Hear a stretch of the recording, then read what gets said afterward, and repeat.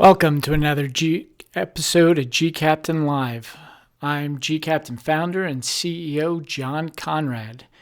And in today's episode, I want to talk about ship and vessel inspections, Coast Guard inspections, flag state, port state, what it takes to pass a vessel inspection. Oh, we're getting a little feedback with the audio. I think that's a record from when we hit publish to I actually start speaking. I think we're getting some of this stuff down now. Hopefully the audio sounds good in the video, and I hope that we don't have a glitch in this episode, but we're working through those. Yesterday's live episode got cut short. We lost the connection to the Facebook server. We believe it was Facebook's fault, nothing on our end. But we uploaded the entire episode on YouTube. If you go to gCaptain.com and scroll down to episode 13, you can watch the full episode on gCaptain. So I hope you do that. I also want to encourage you to put comments and questions right now in the live feed. Wayne already wrote, Wayne Clifford, happy sailing. And if you guys have any more questions or comments, especially about vessel inspections, and again, flag state, port state, these tips are going to be for ship captains, but a lot of these tips pertain to small boats and office inspections of any type. I think that this is kind of a universal topic. So if you have any questions about inspections, audits, anything of that nature, please add them as a comment below right now, and I'll get to them during this episode. gCaptain's got a lot of great news this morning. The first woman captain, an Indian woman, captain of a product tanker, just won IMO's prestigious Bravery at Sea award for her rescue of fishermen in the Bay of Bengal. Must-read story, real great stuff there. Our editor, Mike Schuler, is posting other great articles. Was just reading about the humpback in the Hudson River and how the environment's improving in a lot of our oceans, and with climate change, whales for the first time are coming into New York Harbor and other places around the world. There's a slew. He's already posted a lot of stories this morning. I wanted to jump in here early in the morning. It is 10 o'clock Pacific time, in order to test out different time zones. Our European listeners, viewers said, hey, these are coming on too late. Can you try a morning? So we're going to see, and based on the feedback we get from our guests, we are going to hopefully hone in on a time. So bear with us as we change times and we get set on a schedule in the weeks to come. I talked about our editor-in-chief, Mike Schuler. He's doing an excellent job, and next week, starting Monday, is the International Workboat Show in New Orleans. Now, I am not attending personally this year. I have some other important gCaptain engagements to attend, but Mike Schuler is going to be at the Workboat Show, along with Mike McDonald, our Director of Advertising. So if you have any companies, if your company is going to be at Workboat Show, we would love it if you would suggest to your representatives who are going to be there to meet with Mike McDonald, our advertising director. And if you go to the advertising page of gCaptain, you can find him. And if you have nothing to do with advertising, if you just want to meet the gCaptain editor, if you have a news story, Mike Schuler is our editor-in-chief. He's going to be at Workboat and would love to meet you guys. His email is mike, M-I-K-E, at gCaptain.com. And you can arrange a meeting, say hello to him there. It's a great opportunity, a great show. Workboat puts on this once a year. It's probably the best show for the marine world because it combines, in the offshore world, you have OTC in Houston in the summer, and that's the mega show, but it's huge, and it has some shipping stuff, but it's mostly drilling. And then you have the all shipping conferences around the world. North Shipping is the next big one next year. Great show. But Workboat is large enough that almost everyone is represented, but small enough that you can go around the booths and see and talk to people. And it's both the offshore industry and the shipping industry. So great opportunity if you're going to be in New Orleans on Monday. Plan on being around the show downtown. Give Mike at gCaptain.com. Send him a note and meet up with him. It's a great opportunity there, guys. All right, Timothy Miller says, man, you look good. You got the voice of an angel. Thank you, Timothy. I appreciate the compliment here. We got a comment yesterday that I looked a little unkempt. I guess the individual didn't like the beard, but I am a sailor, and sailors have beards, so I try to keep it trimmed for you guys, but I appreciate the positive comment there, Timothy. All right. Martin says, video is choppy, audio is good. Yeah, we did that, Martin. We are set up our server to make sure to prioritize the audio because the audio is more important than video in these video things. This is a live stream, so Facebook compresses everything, and we apologize for the choppy video. I'm talking to some video experts, see if there's a way we can reduce our bandwidth. You also have to realize in this country, United States, we have the premium cable modem internet, but even the best internet, unless you're lucky enough to have fiber optic with Verizon Fios, even the best internet isn't rock solid in the United States. When I was working in South Korea, it was much better, and it's something that this country really needs to work on in advance in the coming years, and I hope it comes. All right, any more comments here? Let's see. Nothing yet, but please, if you have a comment about vessel inspections, please post it now. We would love to hear from you guys, but otherwise, I'm going to jump right into the content. So, ship inspections. It's one of the most nerve-wracking times for a ship captain and ship crew here in the United States when the U.S. Coast Guard comes on to inspect your vessel. You also have company inspections and port state inspections, and it's a big part of what we do at sea. Now, I've done very well in inspections in my career. I'm not an expert with everything to do with ships, but this is something I feel confident about. And because tomorrow is Thanksgiving, I wanted to do something that I know very well and just come out and talk to you guys. So I've had numerous inspections of all type, both U.S. flag, foreign flag, port state, classification, you name it. And I've never done an inspection and came out with deficiencies. Yet, I've been on 2 ships that shortly after I left those ships had major engine room fires. The product tanker and a drill ship I'm on. There's a story of the drill ship fire briefly in my book, Fire on the Horizon. But just prior to that fire, we had a lot of problems on that drill ship. We had a Coast Guard inspector come on and inspect. And me and my crew and my opposite at the time, Captain Keith, we went through the Coast Guard inspection. I was really hoping that the Coast Guard would issue us some deficiencies because the company did not want to, fix these problems. Well, the Coast Guard not only gave us a clean bill of health, they actually gave us something that I had never seen or heard of in recent years before. And that was a letter of commendation saying it was the best inspection they had been on in years. We got this letter of commendation despite all these problems on the ship, and 6 months later, the entire engine room going up in a big fire. I ended up blowing the whistle and leaving the company because of that. Again, you can read it in my book.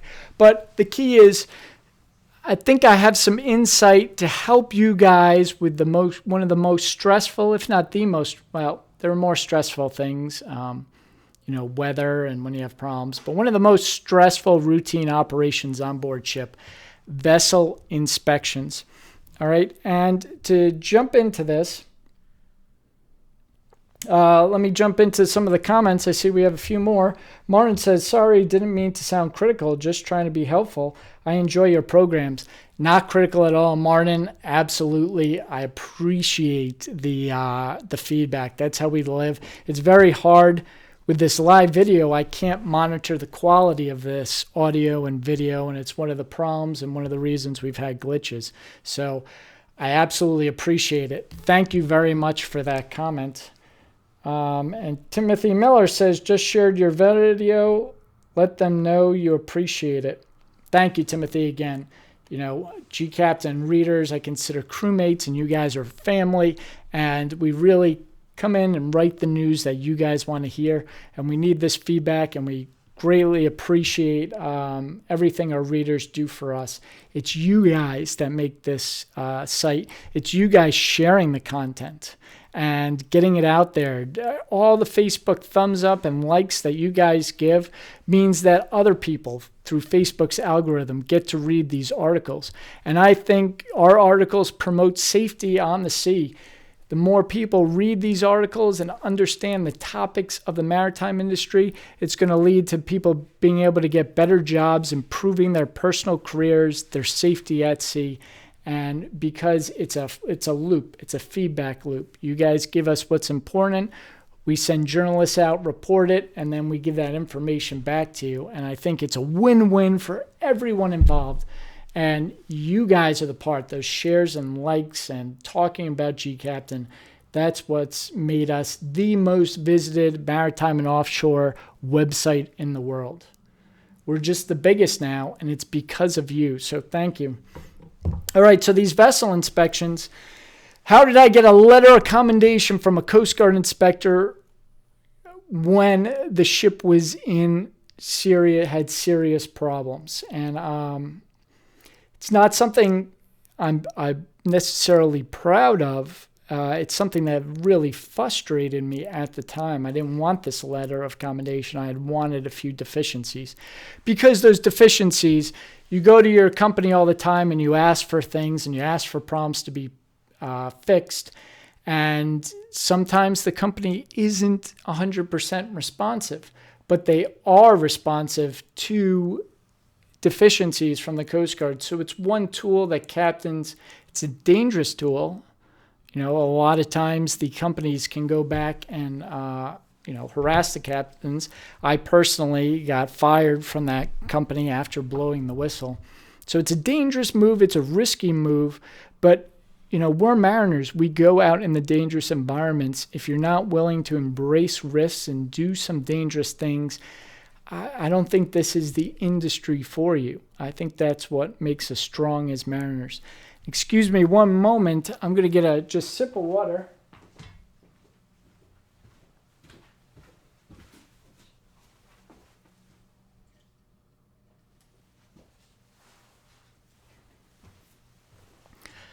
That's better. Thank you for your patience. All right, so right in, how do we go about vessel inspections?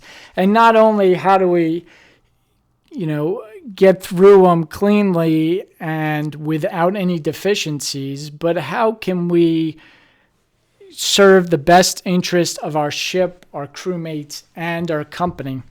So first thing you have to do is I believe in a little bit of research. Being well prepared is a key to vessel inspections. All right. And one of the things, I'm a big believer in the Nautical Institute. I am a member of the Nautical Institute. For those who are not familiar, the Nautical Institute is an international professional body for qualified seafarers and those interested in nautical matters. They do the DP licenses, but they also do conferences around the world. I was a keynote speaker at their annual meeting last year, which was held in San Francisco and hosted by George Livingston, the president of the California Pilots Association and the San Francisco Pilot. They do some great things. These conferences, it's very low cost, the membership, and they publish some great books. I said in many episodes, I try to read as much about the industry as I can in any form that's possible. And I think that's important for advancing your career. But this is a great book, Nautical Institute on Command. And I got a page marked here, Inspections and Maintenance. So it's just 2 pages, and it just gives Captain Sanjay Basin's tips on how to get ready for a vessel inspection. He's got some great tips here. I'm not going to read them out, all of them, but he's very big on preparing and getting ready for the inspections.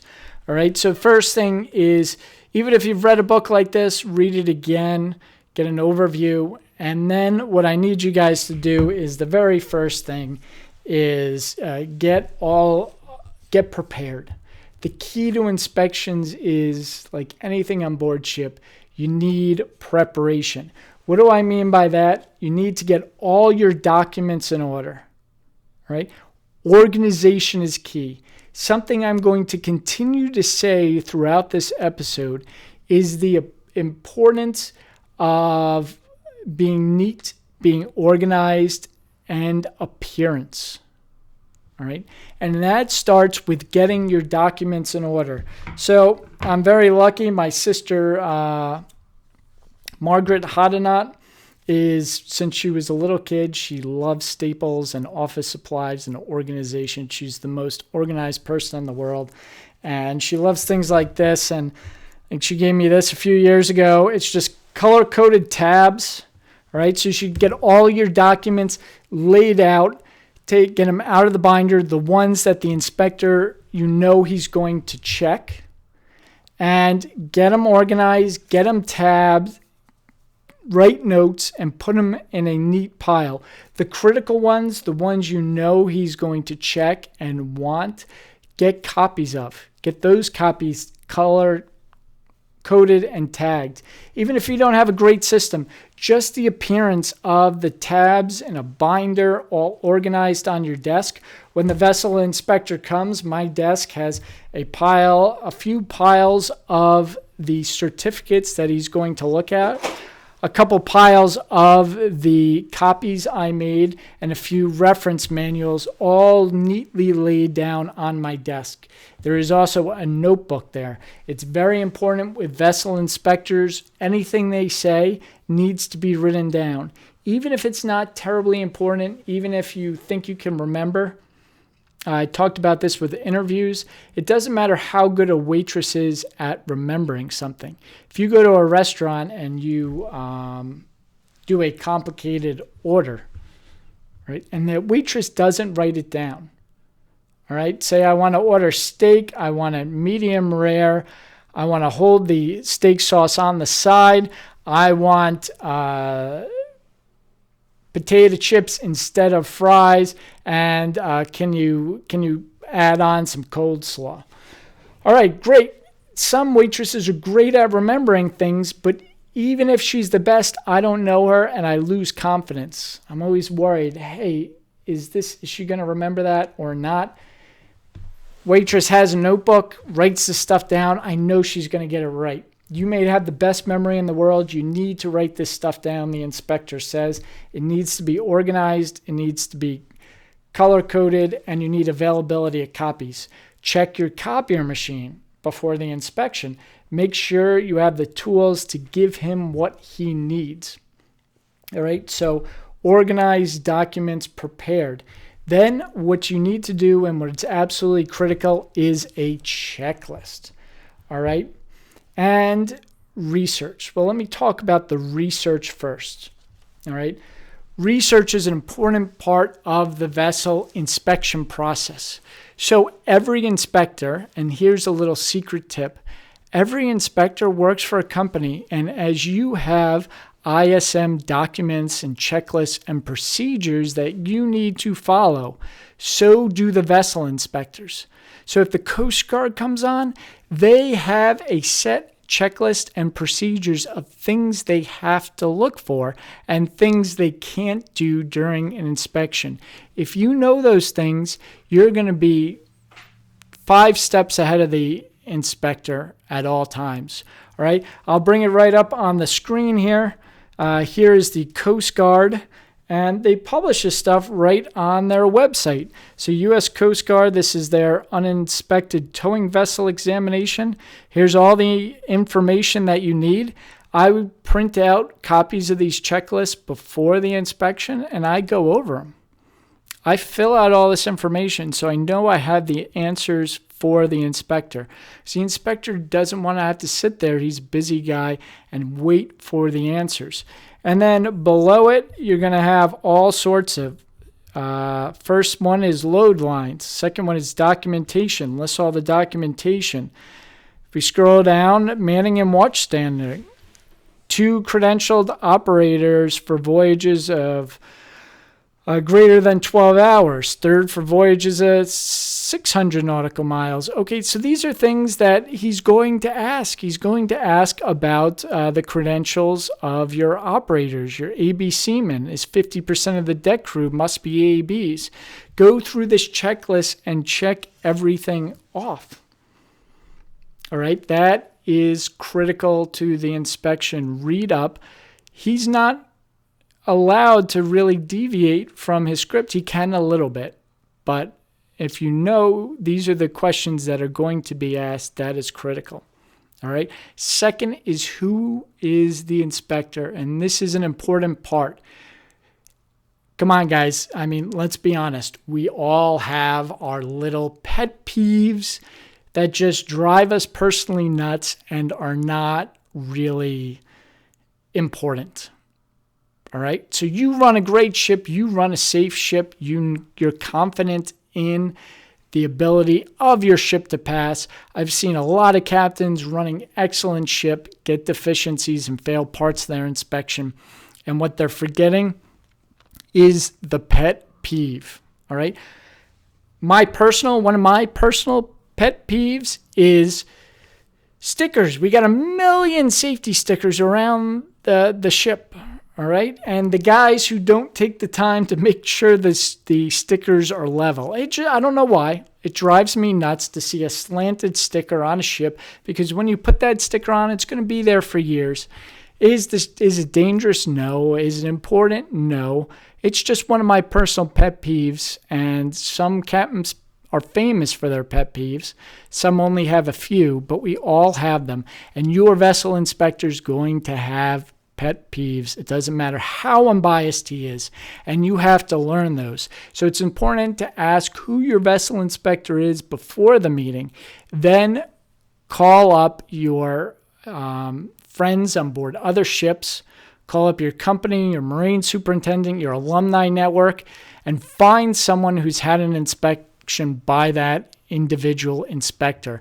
Find out his pet peeves and make sure you address those prior to the inspector coming on board. All right. He's a person, and you have to know what is important for him and concentrate on that. It doesn't matter what's important to you as a captain and the crew as much as what is important to the inspector.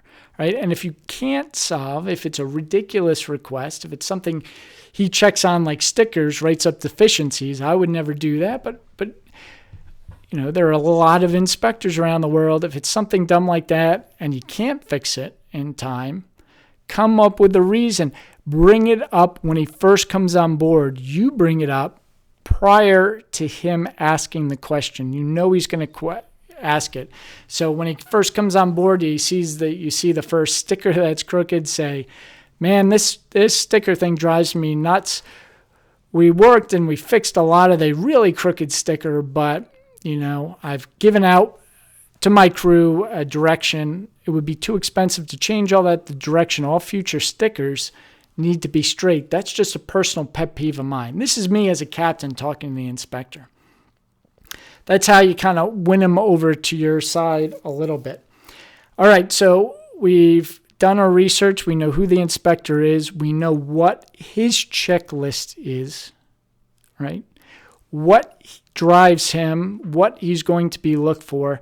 This is good homework. We've fixed these problems ahead of time. We have answers to all his questions. We have all the documents laid out neatly. We know at this point we're not going to be wasting the inspector's time when he comes on board. So we have a great head start here. A little more water. All right, we did our homework with the Nautical Institute and reading some books on checklists. We looked at our company policies and procedures. Right now, we're well ahead of the game. All right.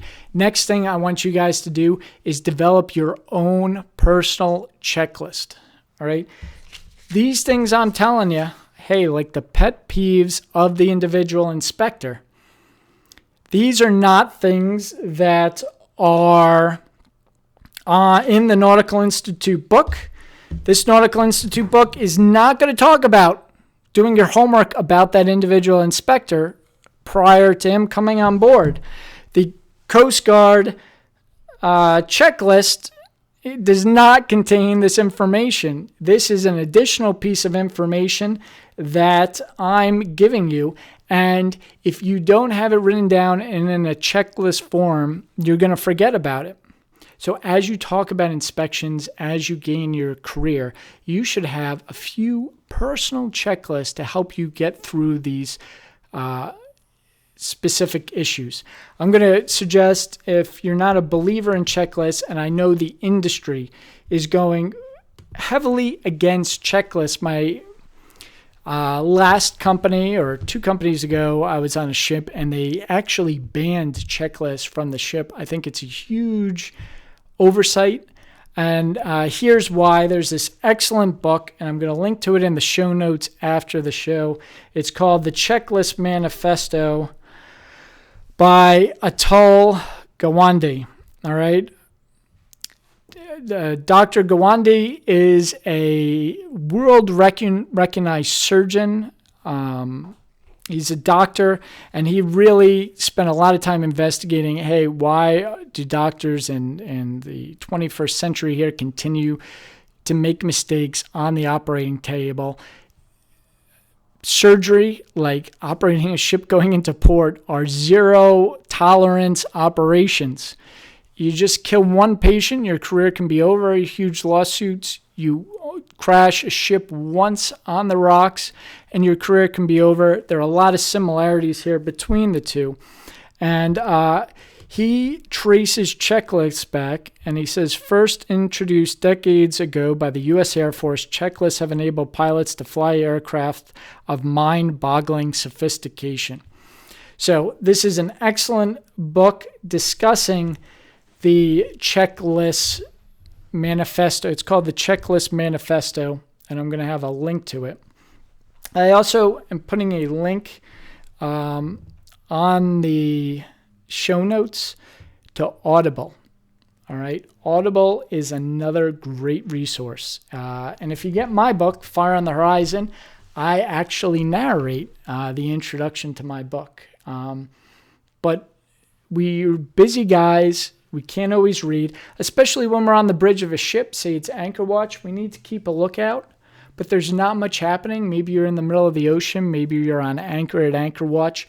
Audible is a great opportunity for reading these books when you need to keep your eyeballs out the window, which is critical in our thing. So we made a little deal with Audible and got a free 2-book coupon for you guys. If you already have Audible, then please check out the Checklist Manifesto. If you don't have Audible, then please click on the link and you get 2 free books free of charge just for signing up. And what I also like about Audible is you can download all the books prior to going out on the ship, so you're not consuming the limited satellite bandwidth. Great company. I love Audible, and they're actually, when you guys sign up, they're giving a few dollars back to gCaptain, so it's really going to help us. But Checklist Manifesto, great book. I suggest whether you get it on Audible or a hard copy or the Kindle. I'm a personal fan of the Kindle. I highly suggest that you read that book along with the Nautical Institute on Command, which you probably can't find on Audible, but it's a very small book, guys. really small chapters that you can read. All right, so in your personal checklist that you're going to bring from ship to ship, keep on your own personal computer, you're going to have things like pet peeve of inspectors, lessons that you've learned over the years on how to approach inspectors, how to get everything ready. A next tip on your personal checklist for inspections is, and this is very important, the mental state of your crew. All right? It is your job as master, chief engineer, department head to manage your crew. All right? There are a few things that the crew can do to really make mistakes during an inspection. One is hiding anything. All right? You can't hide anything from the inspectors. In fact, when the inspector comes, you have a deficiency, I suggest you go to the inspector and you bring him to that deficiency first. You lay it out and you lay out how you're fixing those deficiencies and what you're doing to correct the matter. All right. So if you have a lifeboat, say the falls is broken, you ordered the part, it hasn't come in, don't try to hide those things. We don't need full honesty. You don't have to go around and show them all the deficiencies right off the bat. It's a ship. You're going to have a lot of them. But the inspectors are very good at picking up when you're trying to hide something. And us as mariners, we've been trained that honesty counts, trust in your crewmates counts, being able to tell the truth about mistakes and everything counts. We're not very good liars, and vessel inspectors are very good at picking up lies. So tell the crew don't talk a lot. All right. If the crew wants to communicate with the inspector, it should be in the form of a question. Questions are mostly innocuous. Don't over-explain everything, but also it's very important not to hide anything. There's the biggest old trick is the inspector would come off the heliport. We'd have a helicopter landing area on the drill ships, and we'd have organized which passageways we'd take the inspector to kind of avoid danger zones. I've seen a lot of guys do that. Maybe that tip you can get away with, but if you go far out of your way, if you're going all the way to the stern of the vessel and then walking back forward to see something on a different deck, he's going to know about it. So tell him not to hide anything and not to overtalk. Ask questions of the inspector. Don't over-explain things. All right, and then the crew needs to have good sleep. If the crew's tired, if they're dragging, that's a real sign to the inspector that something wrong. So make sure that your crew gets good sleep. And a big part of sleep is you can give them, it's a big thing that I don't think is given enough concentration. The STCW watch hours, the rest hours is talked about all the time. We as captains have to make sure that our crew has enough off time. But what the crew does in their off time is critical.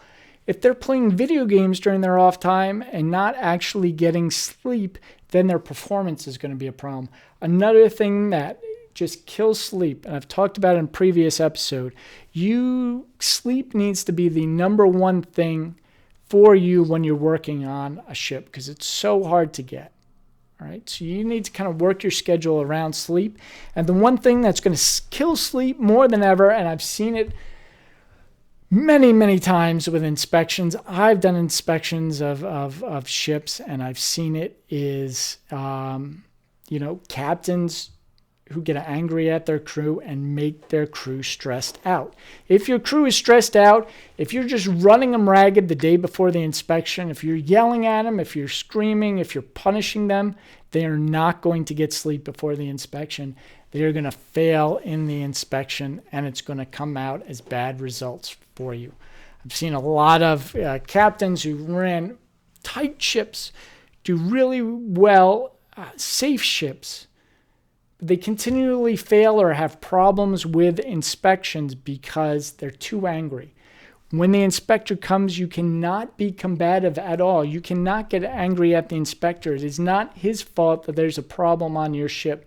And even if you disagree with the problem, arguing with an inspector, like arguing with an umpire in baseball or referee in football, is going to be to your downfall. So the crew needs sleep, they need to be well rested, and they need to be stress-free. How do you get them stress-free? You give them the pep talk the day before. You say, guys, you've done everything. This inspection, no one's going to get fired if we have a few deficiencies. I am, as the captain, am responsible for any negative outcomes. You guys have done a great job. And if they're concerned about a few deficiencies, say, hey, that lifeboat problem, we know it's a problem. I'm going to point it out to the inspectors. It's documented. I brought it up with the company. And I'm not going to throw any of you guys under the bus. You need to reassure the crew that you are responsible. You are going to take the fall for any deficiencies. And they really have nothing to worry about as far as their job.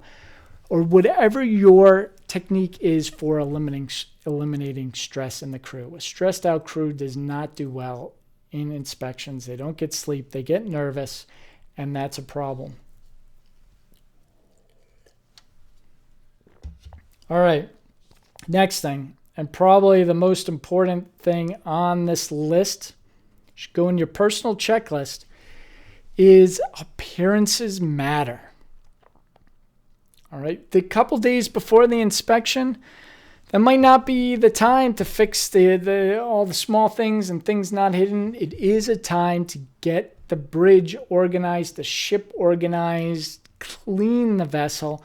A clean vessel signals to the inspector that things are going well. So what an inspector does, 9 inspectors out of 10 walk on their ship and they're just doing a cursory inspection. They'll just walk around the lifeboats, they'll go down the engine room, they'll check a few safety valves, some random fire stations and all that. And they're looking for indication, signals to dig deeper. So if they get to a fire station and it's ajar and a hose is hanging out, or there's just grease smeared on it, all right, they're going to start tearing apart all of the fire stations. And let me tell you,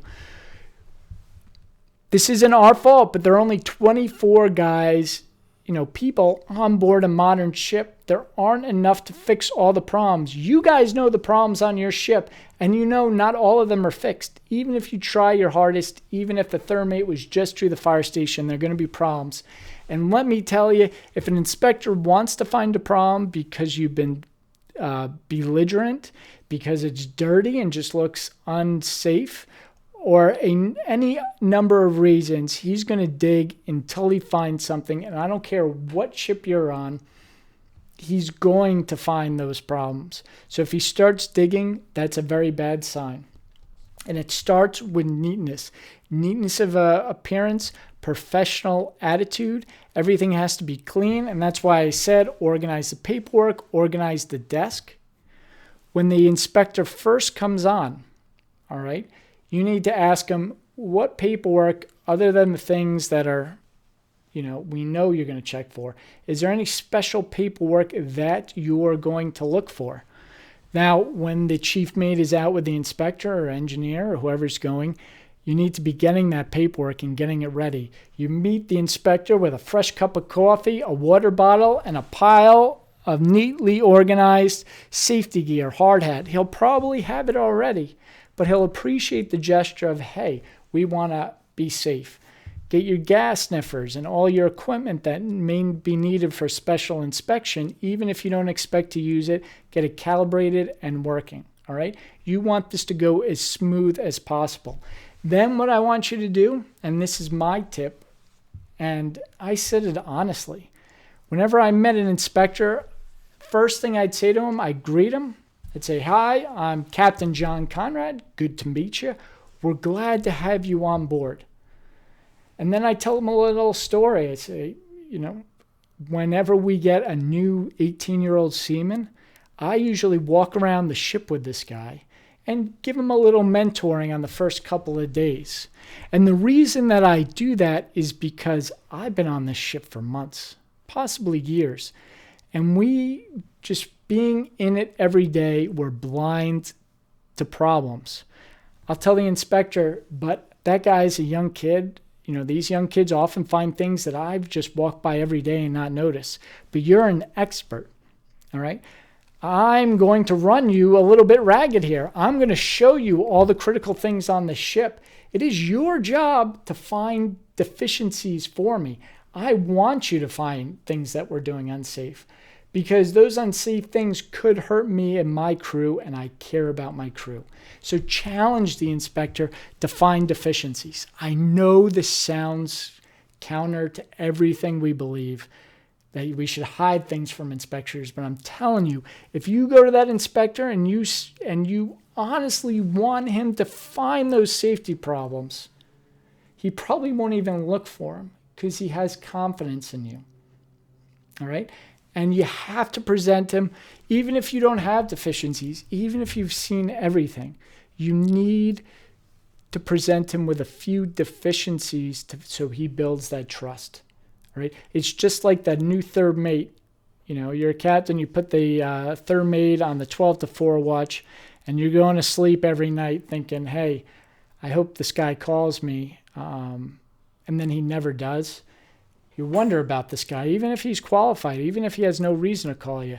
Same thing with the inspectors. He knows there are problems on the ship. There are problems with every ship. If you don't disclose those right away, that's a major mental note to him. So go through, and hopefully you have work orders and you have a system. Hopefully you don't have many deficiencies, and the few that you do, you have documented and you have a system, you have parts on order. Explain that all to him. But hand him over those few problems and be honest right away. You have a problem on your ship and you need to disclose it to the inspector and then challenge him to find more. Next thing, so that's critical. Things should be neat. Things should be organized. And then, as the inspector is going around, you need to pair him up with someone competent and who can get things done. That's probably going to be your chief mate.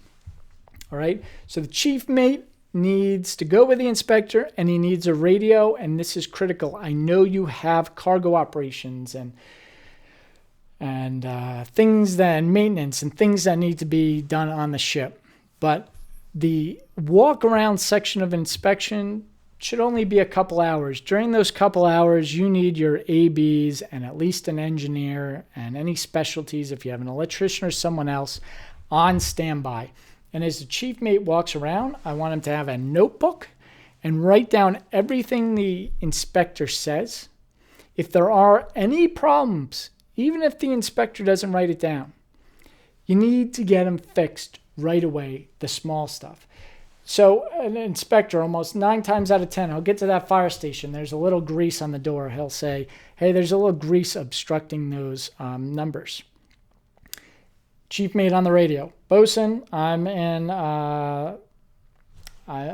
the aft break room. Fire station number 22. We have some grease on the numbers, obscuring the numbers. Please send an AB to fix that. Then the inspector will probably say, hey, you don't have to fix everything. It's a pet peeve, or I'm just writing this down. And he may challenge you and say, don't do it. Do it anyway. Get anything you can fix during that inspection. Get an AB, get an engineer, get it fixed now. All right. If you can't do it during the walk around, get all that stuff after the chief mate leaves the inspector in the captain's office to reviewing paperwork. And it's important, do the walk around first. The walk around to the ship has to be done first. Even if the inspector wants to do paperwork first, he says, I've traveled all day, I just need to sit down and do paperwork for a little while. You as captain say, I appreciate that. I guarantee all the paperwork's in order. I appreciate you're tired. Sit down and have a coffee. Let's just talk for a little while. But I need to get these guys back to work. We allocated this time, and I need you to do the walk around first. Don't be afraid to nicely and politely direct the inspector a little bit. You need the walk around first, because when you're doing paperwork with the inspector, your team, your bosun, your chief mate, the engineer should be fixing any deficiencies. And when you're finishing up the paperwork, whether all of them are done or half done or whatever the state is, captain calls the chief mate to my office. The chief mate comes in and reports to the captain. We cleaned up. We went through every fire station and we cleaned up all the grease. We went and the lanyard on the lifeboat or on the life rings, we fixed those. We respliced this. He should have a list of things checked off that he presents the inspector. It's important to do this right before the inspector. The inspector will review the paperwork, then he'll go write his report or talk to the office. The chief mate should come in right before that and go through the list. And then anything not finished that he didn't get to during that time, you should say, these 4 things, the ABs are working on this, the engineers are there at this station right now, and that's very critical. The inspector wants to see that you care about what he cares about and you're going to fix them. And the best way to instill confidence is to do the small things. I'm not saying, that if you have a big problem, if you're missing a life ring, I'm not saying to send someone to the store and get a life ring. No, but if it just needs to be respliced, if something needs to be cleaned, if the inspector has a few pet peeves, like my sticker sideways, make a couple stickers and put them up right. Any small things, knock off right away. That is very critical. And I think that's I'm sure I'm forgetting stuff, guys. Those are some of the critical things with inspections. And if you have a question or comment, write them down. I'm going to go and review them now. But I hope to given you a little insight into the inspection process and how to get through those inspectors. If I could think of the most important things on those topics, it's find out what the inspector's inspecting. Review his checklists, his company or organization's procedure. Find out who that inspector is. Find out his pet peeves. Clean the vessel. Everything neat and tidy. Organize the paperwork, sort it, that sort of stuff. And then when the inspector comes, be nice to him, offer him safety gear, coffee, but challenge him. Tell him you're going to put him to work and his job is to find the things that you've overlooked. Challenge him to go find these additional deficiencies and then correct them right away, the small stuff, right away. And I guarantee you follow those few steps, you're gonna pass those inspection ones, even if you have problems on board your ship. All right, so going down the questions, we've got a lot of questions. I hope I can get through them all today.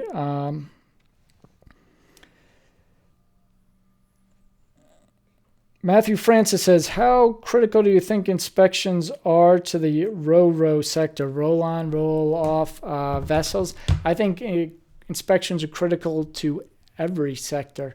Ro-ro, you may have company representatives of the automobiles or the longshoremen inspecting those things.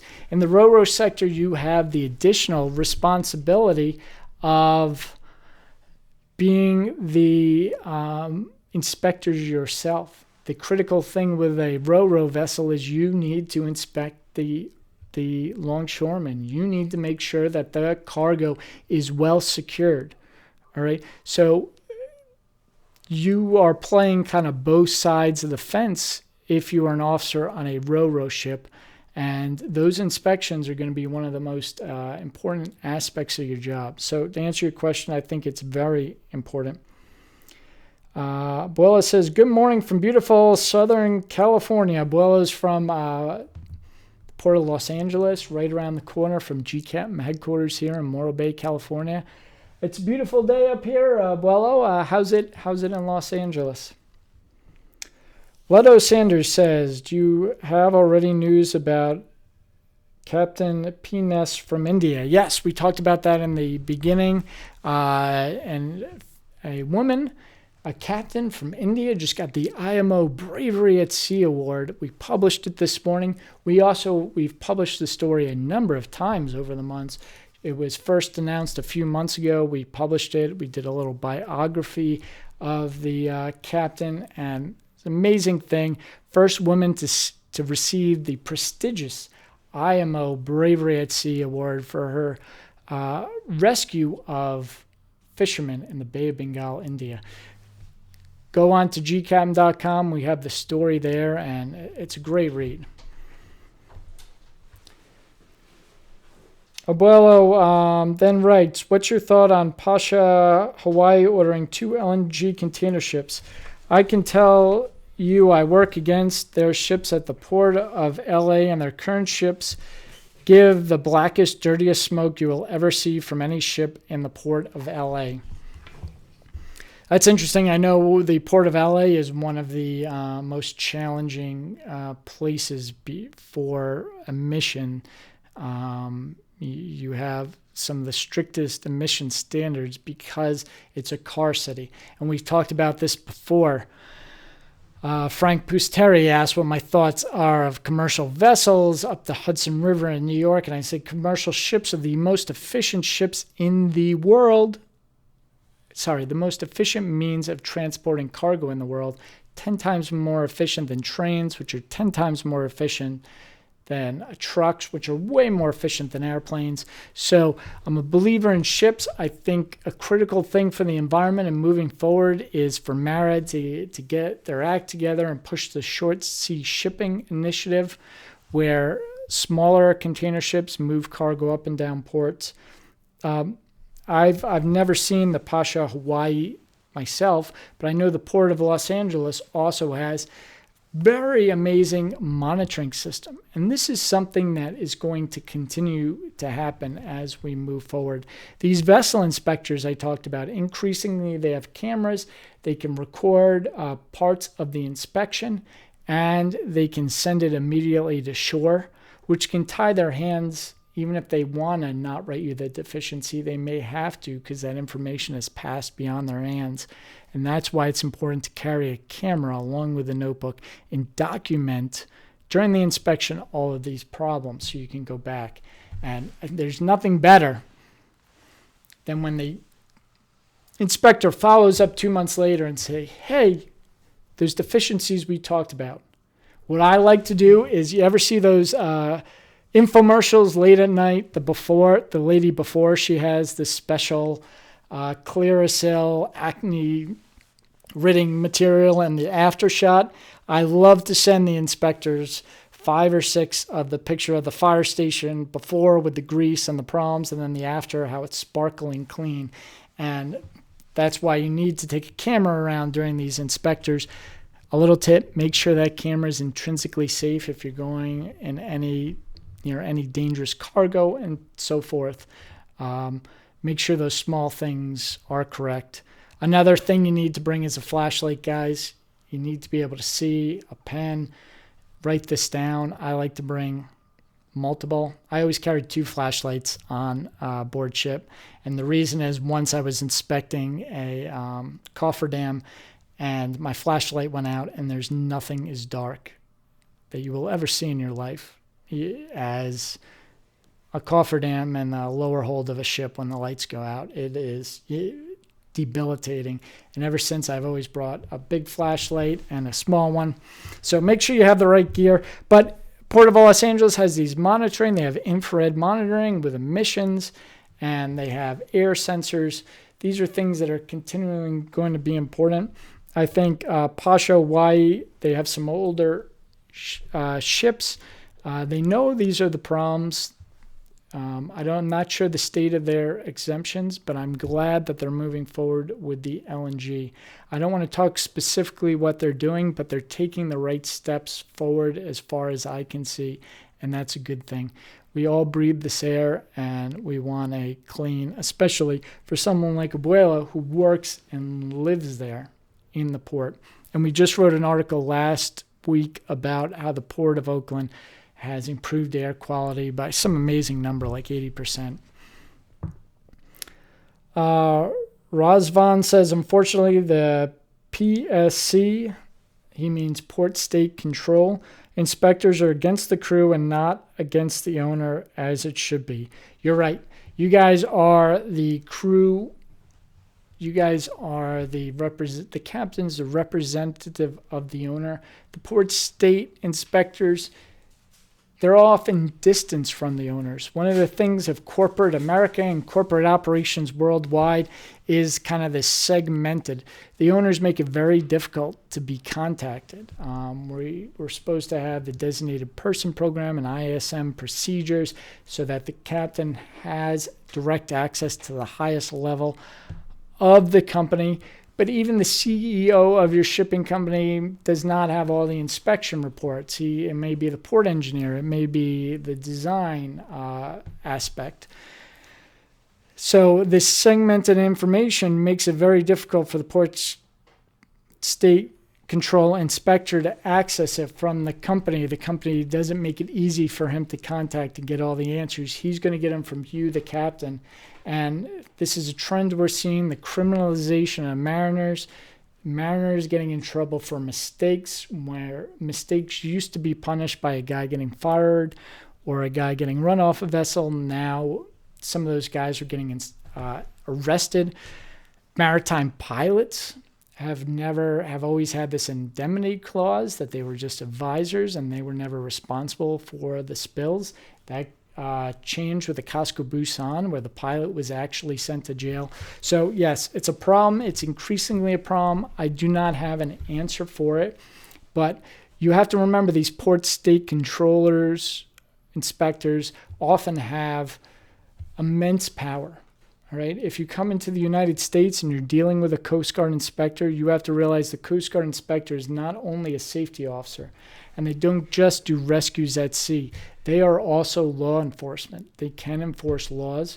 If you're belligerent, they could arrest you. I haven't heard it happening, but you have to understand the power of these port state controllers, and that's why I think it's important to do these tips that I've told you, to not hide anything, keep it clean, address their concerns. If they have a pet peeve, no matter how ridiculous, fix it anyway. Document this. What frustrates you as a captain when you're dealing with the crew? Realize the same thing with an inspector. When I give a new third mate a complicated task and he's not writing it down, he's not paying attention, he's on his phone, I get frustrated. You need to give that inspector your undivided attention. And Razvan, I don't have a direct answer for you, but that's why I'm publishing this episode. That's why I think it's important. I think it's important for you to get your act together because, yes, as captain, you will be the one answering the tough questions. It's going to be your job and your crew's job that's at risk. That's the current state of affair, guys. So you need to take this seriously. All right, guys, I think that ends the episode this week. Thank you for sticking with us. I hope you enjoyed this gCaptain Live. Tomorrow is Thanksgiving here in the United States. We will not have an episode tomorrow. So to those readers in the United States, please have a happy Thanksgiving. To our readers and viewers across the world, fair winds and following seas. I'll see you next week. I'm John Konrad, founder and CEO of gCaptain, and stay tuned for more.